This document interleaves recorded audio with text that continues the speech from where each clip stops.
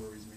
But well, maybe where that's going. But you know, well, talk in general. Just well, I how was he came able, into your life first and- I was able to get access to all of his private journals, and there's 25 notebooks, and the very first text that I use comes from that one of those notebooks, the very first one. And I was very interested in how in the very first one has moved to Montana, and he's rather a novice trying to stay alive on his own, and he's quickly learning how to hunt and gather and take care of himself. And it's kind of remarkably honest about what he's doing. And then I read all 25 journals, and there's a lot of personal things in them, and I thought I would just use the very first journal for a journal entry. Then the other two, the next two were both found in his cabin. They were notebooks that, one was a piece of paper folded up, a compact, whatever you call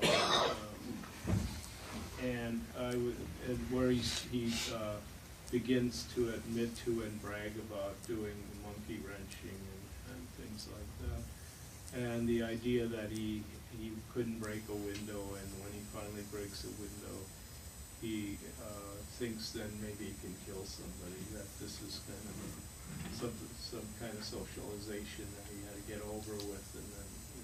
Because as he saw, or as he explains in the journal entries in other places, he sees that violence is something that our governments do, and they don't allow us to do it. So there's a power imbalance. So, but he also readily admits that he's angry, and that the killings to begin with had no political connection. By the end, the journals later, he's claiming there's a political connection to him, and I think there is, but in a rather bizarre way. And then the manifesto, which was published in the New York Times and the Washington Post, which led to his arrest. I really wanted to put something in there, and his idea of freedom I thought is very interesting. Freedom to take care of yourself, but not the freedom to control other people, is kind of a utopian idea that I believe in. And then this interview with a small town press from Wyoming after he's been in prison for 5 years, and they're asking him about his relationship to the wilderness, and I thought that was very close to many things that Thoreau wrote about this kind of being able to see and hear better, your senses become more acute, and I think he succinctly explains the difference of living in a city and living in the woods, and how you turn information away in the city because you're bombarded by so many things that aren't quite that are outside and not important to you. You have to listen to a noise so you don't get hit by a car, but basically you're turning out. Did he ever claim any direct kinship to Thoreau? It's remarkably like Walden that Thoreau would write down exact amounts, like he's talking about the casings and the bullets, and he's worried about money. I mean, people wrote chronicling things. Did he ever? Yeah, people wrote that that because his cabin is approximately the same size and shape as Thoreau's cabin, that he copied Thoreau's cabin, and that he was a great follower of Thoreau.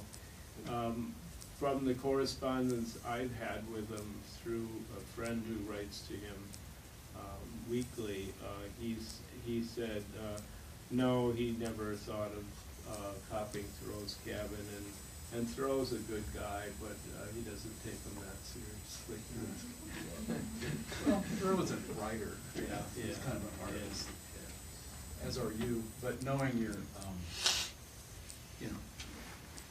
kinship to Kaczynski in some way, right? You're both mathematicians. Yeah. Did you Both feel from some- the Midwest. You're both from, yeah, you're Yeah. both, The- you're not an asocial, you know, Well, guy, but you do love solitude and Yeah. nature, and I think there is some.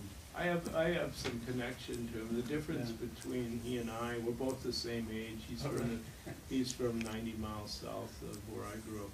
I was in Milwaukee, he was in Chicago. The difference was, and we were both from working class families, but the difference is his parents were intellectuals, which is rather unusual to have intellectuals as parents when you're in the working class. And they, especially his mother, pushed him to a great extent to become a famous person, you know, because he had this aptitude in mathematics.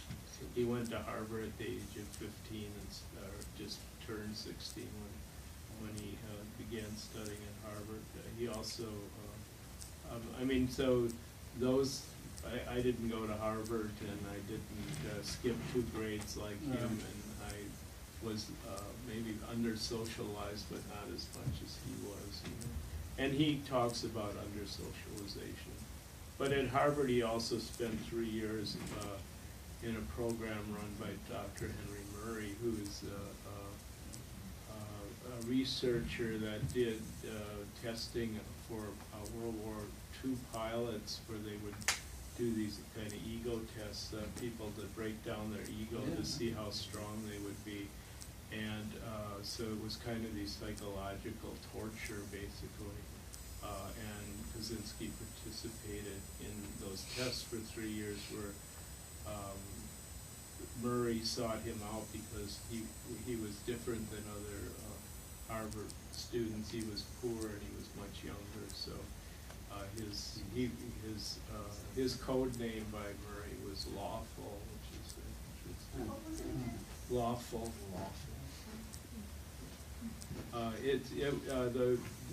What's known of the Murray testing at Harvard now seems to have been against all the rules of war, and he was really quite a criminal. And perhaps, according to Hollister Chase, who wrote the book Harvard: The Making of the Unabomber, Murray was maybe a big influence on that. For us, writing him, he has never mentioned Murray at all, and he's never. I've found no text in which So he doesn't. He either is traumatized by it or he doesn't. He doesn't really claim victimhood of.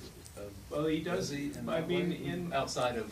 In the manifesto, he's very worried about mind control. So I think he feels like he experienced somebody that was possessing those qualities.